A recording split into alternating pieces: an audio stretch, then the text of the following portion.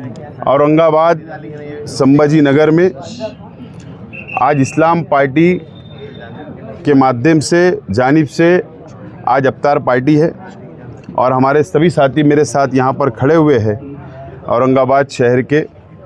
उनकी अफ्तार पार्टी के लिए मैं औरंगाबाद जा रहा हूँ और रमज़ान का पवित्र महीना चल रहा है और रमज़ान के पवित्र महीने में दुआ करना, अल्लाह से मांगना, अल्लाह को राज़ी करना, इबादत करना, ये पवित्र महीना है, रोज़ा रखना।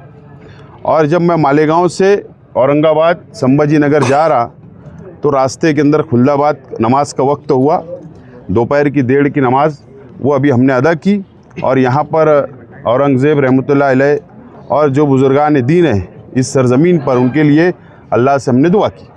असं आहे की असं आहे की वारंवार म्हणजे इथे कबरीवरती आहे ना, ह्याला तुम्ही समर्थन करता का? म्हणजे औरंगजेबाने जे केलं सगळं त्याचं समर्थन करणं असं आहे का?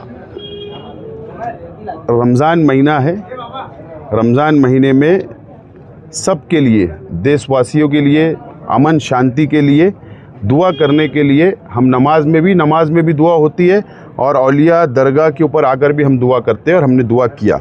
समर्थन करना नहीं करना ये एक इतिहास है, बराबर है ना, ये पूरा इतिहास है, उसके ऊपर बहुत बड़ा डिबेट हो सकता है। लेकिन जो हमने इतिहास